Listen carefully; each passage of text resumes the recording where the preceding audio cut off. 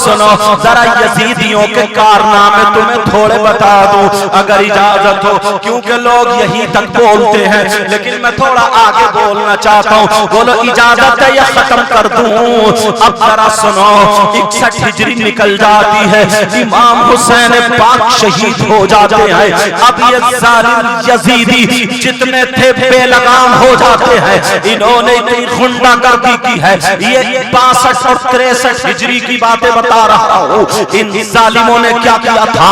اب یزید کی جب حکومت آ جاتی ہے، اس نے کیا کیا تھا؟ اس کی حکومت میں بھائی بہن کے ساتھ شادی کر رہا تھا، باپ بیٹے کے ساتھ شادی کر رہا تھا. شراب عام ہو گئی تھی. ایک عورت کے ساتھ کئی بھائی آپس میں ملا کرتے تھے. میرا اشارہ سمجھ رہے ہو؟ میری بہن بیٹھی ہے لیکن بات ایسی ہے مجھے بتانی پڑے گی. ایک یزیدی کے ذرا حالات دیکھو. اللہ وہ یزیدی کے ذرا کارنامے دیکھو. اس نے 7 عورتوں کو اپنے پیسوں سے بلبوتے خرید لیا تھا. ایک رات کے لیے اس نے متعین کر لیا تھا. بڑی سی بیٹھک تھی. اس بڑی سی بیٹھک میں اس نے 7 عورتوں کے کپڑے اتروا دیے. اپنے بھی کپڑے اتار لیتا ہے. ننگا ناچ ناچا جا رہا ہے. شراب کا مٹکا وہاں پہ رکھا ہوا ہے. شراب پی جا رہی ہے. ان عورتوں کے جسم پہ شراب لوٹ کر کے یہ اپنی زبان سے چاٹ رہا تھا. ایک عورت نے دیکھا اس یزیدی کی توجہ اس عورت کی طرف کم تھی تو اس نے کیا کیا؟ ننگی تھی بالکل برہنہ. ساری کی ساری عورتیں ننگی تھی اور وہ یزیدی بھی ننگا تھا. وہ نبی کا کلمہ پڑھنے والا یزیدی، حسین پاک کو ستانے والا یزیدی. لیکن میرے بھائیو ذرا ان کے کارنامے سنو. وہ عورت کیا کرتی ہے؟ اندر جاتی ہے اور اس نے جا کر کے پیالہ لے کر کے آئی اور قرآن شریف کی ایک آیت جو اونٹ کے چمڑے پہ لکھی ہوئی تھی، کیونکہ پہلے قرآن شریف اونٹ کے چمڑوں پہ، ہڈیوں پہ، پتھر کی تختیوں پر، کھجور کی یا کسی اور چیز کی لکڑیوں کی تختیوں پر قرآن کی آیتیں لکھی ہوئی تھی. اس کے گھر میں بھی قرآن کی آیت لکھی ہوئی تھی. وہ لے کر کے آتی ہے اور اس نے شراب کے مٹکے سے اس نے پیالہ بھرا، لیکن اس شراب کے مٹکے کو قرآن کی آیت سے ڈھکنے لگتی ہے. وہ عورت قرآن کی آیت کو ڈھک دیتی ہے. جس کے ناخونوں سے شراب ٹپک رہی تھی، جس کی انگلیوں سے شراب ٹپک رہی تھی، مگر اس ظالم نے کیا کیا؟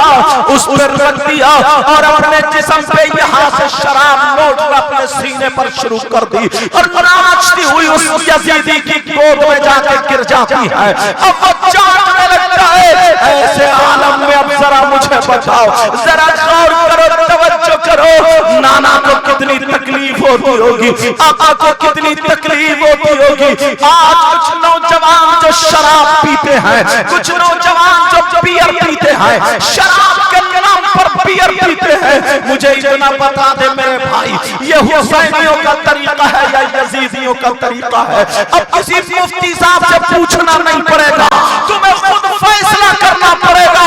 مجھے بتاؤ یہ یزیدیوں کا طریقہ یا حسینیوں کا؟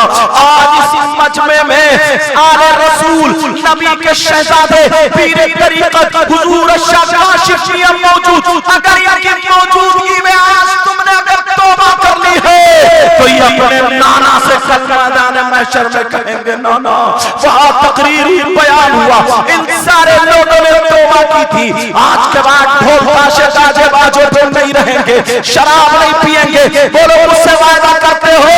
اگر وعدہ کرتے ہو تو ہاتھ اٹھا لو. سارے لوگ ہاتھ اٹھائیں، جو نہیں پیتے وہ بھی اٹھا لیں. اور علماء اس لیے اٹھا لیں تاکہ ان کے سلسلے میں قبول ہو جائے. بولو توبہ کرو اللہ کی بارگاہ میں. آج کے بعد ہم شراب نہیں پیئیں گے، ڈھول تاشے باجے سے دور رہیں گے. رکھ لو پیارے، رکھ لو. تمہارا جلسہ اسی طریقے سے کامیاب ہوگا. اگر ہماری ہم نے توبہ کر لی، قبول ہو گئی تو اللہ تعالیٰ ضرور انشاءاللہ ہمارا آپ کا بیڑا پار کرے گا. اب ذرا سنو، یہی تک ان کی ہمت آگے اتنی بڑھتی ہے. اس یزید نے ایک فوج بنائی. فوج بنانے کے بعد مدینہ شریف پہ اس نے حملہ کرنے کے لیے بھیج دی. اللہ اللہ، مدینے کی وہ پاکیزہ گلیاں تھی جس میں ابو بکر صدیق ٹہلا کرتے تھے، جس میں حضرت عمر ٹہلا کرتے تھے، جس میں حضرت عثمان غنی مولا علی کا پسینہ تھا، مدینے کی وہ پاک گلیاں تھی جس میں میرے نبی کا پسینہ لگا ہوا تھا۔ مگر ان ظالم یزیدیوں نے جب مدینے پہ حملہ کیا ہے، ان یزیدیوں کی تاریخ سنا، انہوں نے 700 صحابہ اکرام کو شہید کیا تھا۔ تابعین لگا کر کے 10,000 ہوتے ہیں جو انہوں نے شہید کیا تھا۔ مدینے کی گلیوں میں جہاں خوشبوئیں نکلا کرتی تھی، آج شراب بہ رہی ہے، شراب، آج خون بہ رہا خون۔ اور نوجوانوں میرے بھائی سنو، مدینے کی وہ پاکیزہ عورتیں ان ظالموں نے اپنی فوج پہ حلال کر لی تھی۔ میرا اشارہ سمجھ رہے ہوگے، مطلب یہ ہے جو بھی فوجی جس لڑکی کو چاہے، جس عورت کو چاہے اس کی بے عزتی کر لے، اس کی عزت لوٹ لے، اس کے کپڑے چوراہے پہ اتار دے، اس کے ساتھ غلط حرکت کر لے، یہ فوجیوں کے لیے 3 دن 3 راتیں حلال ان جانوروں نے کر دی تھی۔ اب بتاؤ مجھے، بتاؤ مدینے کی وہ پاکیزہ عورتیں، اب مجھے وہ لگتا ہے کتنے نوجوان دستاری تو تیری میری بہن بیٹیوں کو تکتے گھومتے پھرتے ہیں موبائل لے کر کے۔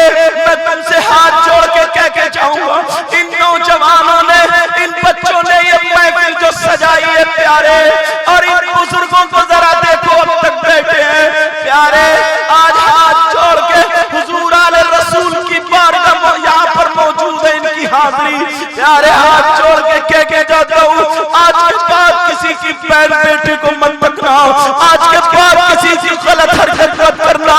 اب ذرا سنو، ان ظالموں نے 3 دن 3 راتیں مدینے کی عورتوں پہ وہ یلغار کیا تھا، نہ جانے کتنوں کی عزتوں سے کھلواڑ کیا۔ ایک شخص، ایک عورت ایسی تھی جس کا اکلوتا بیٹا تھا اور کئی لڑکیاں تھی، اس ظالم نے لڑکیوں کی عزت لٹوا دی ہے۔ اب جب بھائی سامنے سے آ جاتا ہے، ارے کون بھائی ہوگا جو اپنی بہن کے کپڑے اترتا ہوا چوراہے پہ دیکھ لے گا، وہ لوگ کیسے برداشت کرے گا؟ ارے تمہیں کیا پتا ہے کہ کیسے اسلام ہم تک آیا؟ وہ بھائی پہنچ گیا، ارے چھوڑ دو، یہ میری بہن ہے، میری بہن۔ ظالموں نے اس بچے کو پکڑ لیا، اس نوجوان کو پکڑ کے باندھ لیا، کائی سے صبح کو مار دیا جائے گا، سب کے سامنے اس کی گردن کاٹ دی جائے گی۔ اس کی بوڑھی ماں آقا کے روزے پہ گئی، کہنے لگی آقا یہ جانور آپ کے کلمہ پڑھنے والے یزیدی، آقا دیکھ رہے ہیں ان کی پرورش، ان ظالموں کے پاس عورت، ارے اولاد کی خاطر ان ماؤں سے پوچھو، دامن پھیلا کے کہتی ہے، ارے تمہیں نبی کا واسطہ، تمہیں نبی کی بچوں کا واسطہ، میرے بیٹے کو معاف کر دو، میرے بیٹے کو چھوڑ دو، اس سے گھر چلتا کر۔ مگر ظالم یزیدی دررحم نہیں آیا، اس کے بیٹے کو پکڑ کے بال پکڑ کے چھری سے گردن کاٹ کے اس کی جھولی میں ڈال دی، کہا لے جا۔ ارے تمہیں کیا پتا کیسی تاریخ، ذرا سنو، اللہ اللہ، وہ عورت اپنے بیٹے کو سر کو لے کے نبی کے روزے کے پاس آ گئی اور کہنے لگی آقا اب تو رحم کی بھیک مانگتی ہوں آقا۔ وہ عورت بیچاری چیخ کے تڑپ کے گھر چلی گئی۔ ارے ظالم یزیدیوں کے کارنامے دیکھو، وہ مسجد نبوی، جس مسجد نبوی میں میرے نبی نماز پڑھتے تھے، میرے نبی نے اپنے ہاتھوں سے بنائی، صدیق اکبر نے بنائی، فاروق اعظم، عثمان غنی، مولا علی، لوگوں نے بنائی تھی، بڑے بڑے صحابہ نے اس مسجد نبوی کا منبر شریف جہاں پہ کھڑے ہو کر کے میرے نبی پوری دنیا کو پیغام دیتے تھے، مگر ان ظالموں نے اسی مسجد میں گھوڑے باندھ دیے تھے، اسی مسجد میں اونٹ باندھ دیے تھے، مسجد نبوی میں گھوڑوں کی گید اور پیشاب ڈالا تھا۔ ارے کوئی کتنا بھی کٹر ہوگا تو ایسا نہیں کر پائے گا۔ جس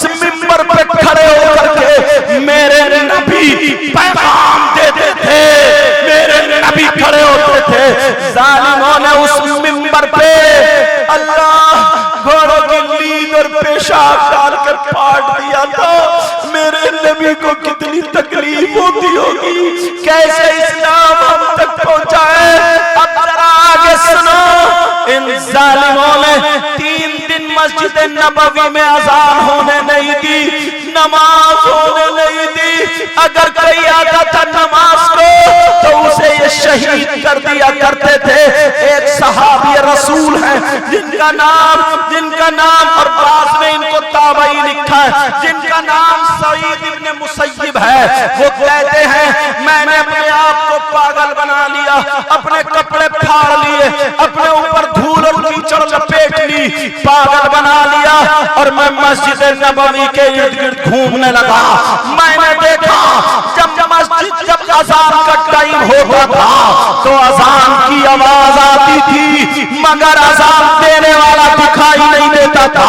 یہ یزیدی چکر میں رہتے تھے کہاں سے اذان آ رہی ہے, کون ہے, کون سے کونے سے اذان آ رہی ہے. مگر حضرت سعید ابن مسیب کہتے ہیں جب میں نے اپنے آپ کو پاگل بنا لیا, دیوانہ بنا لیا, تو میں نے جب دیکھا اذان ہو رہی ہے تو میں مسجد نبوی میں گیا مگر اذان وہاں سے نہیں ہو رہی تھی. میں آواز پہ چلا, میں جب آواز پہ چلا, چلتے چلتے جب پہنچا تو وہ اذان نبی کے روضے سے ہو رہی تھی, نبی کے روضے سے اذان ہو رہی تھی. اللہ اللہ, ان ظالم یزیدیوں کو دیکھو, جب 3 دن ہو جاتے ہیں تو اس عورت نے قسم کھائی تھی, کہا ہے کہ اللہ میں اس ظالم یزیدی کی زندہ یا مردہ لاش کو جلاؤں جب تک تو مجھے زندہ رکھنا. اے اللہ میں تجھ سے بھیک مانگتی ہوں, اس وقت تک مجھے زندہ رکھنا. اب یہ لوگ مدینے سے یہ قافلہ کہاں چلتا ہے, مکے پہ چڑھائی کرنے کے لیے چلتا ہے. جب مدینے کو برباد کر دیا ان لوگوں نے, مدینے کی گلیوں میں شراب اور خون بہا دیا ان لوگوں نے, اب یہ مکے کی طرف کو چلا. مگر یہی اس کا گورنر جس کا نام مسلم بن عروہ تھا, اس پہ فالج پڑ جاتی ہے, اس پہ لقوہ پڑ جاتا ہے. ایسی فالج اور لقوہ پڑا, یہ اس کا جسم برباد ہو گیا, اسی فالج لقوے میں مر جاتا ہے. لوگوں نے وہیں پہ اسے دبا دیا اور یہ مکے کو چلے گئے. جب اس عورت کو پتا چلا کہ وہ مر گیا ہے تو 2-3 آدمیوں کو لے کر کے وہاں پہ پہنچ جاتی ہے. جب وہاں پہ پہنچی, پوچھا اس کی قبر کون سی ہے, مسلم کی قبر کون سی ہے, اس کا نام مسلم تھا. مسلم کی قبر کون سی ہے, کہا یہ ہے اس کی قبر. کا کھودو, اللہ اللہ, جیسے اس کی قبر کو کھودا ایک سانپ تھا جس کے 4 منہ تھے, 2 منہ نیچے تھے, 2 منہ اوپر تھے, پاؤں میں لپیٹا مار کے, کمر میں لپیٹا مار کے, سینے میں لپیٹا مار کے, اوپر والے منہ سے ناک کے نتنے پکڑے ہوئے تھا, دوسرے منہ سے زبان کی جڑیں پکڑے ہوئے تھا, اور نیچے والے منہ سے یہاں پہ پاؤں لگتا, یہاں پہ منہ اڑائے ہوئے تھا, دوسرا منہ دوسرے پاؤں پہ یہاں پہ اڑائے ہوئے تھا, اور وہ ایسا تڑپ رہا تھا جیسے بجلی کا کرنٹ لگ رہا ہو. چہرہ اس کا کالا ہو چکا تھا. لوگوں کی چیخ نکل گئی, کہ اس پہ تو پہلے ہی اللہ کا عذاب ہے. بولو عذاب ہوگا کہ نہیں, اس پہ تو اللہ کا عذاب ہے. عورت سے کہا چھوڑو اسے, چھوڑ دو, قبر بند کر دو. کہا نہیں میں نہیں جاؤں گی, میں نے قسم کھائی ہے. اس عورت نے وضو بنایا اور وضو بنا کر گئی عورت 2 رکعت نماز پڑھتی ہے, اور پڑھنے کے بعد کہتی ہے اللہ میری مدد کر دے, میری مدد کر دے. سامنے کتنی بڑی لکڑی پڑی ہوئی مل گئی, اس کے ذہن میں بات اللہ نے ڈال دی ہے. اس لکڑی کو اٹھایا, اس نے اس لکڑی کو سانپ کے اوپر ہلکے سے ایسے ٹچ کر دیا, اور جیسے ہی ٹچ کیا وہ سانپ وہاں سے قبر میں کو نکل جاتا ہے, غائب ہو جاتا ہے. اس کی لاش کو نکالا, نکالنے کے بعد جلا دیا جاتا ہے. اس عورت کی وہ قسم پوری ہوتی ہے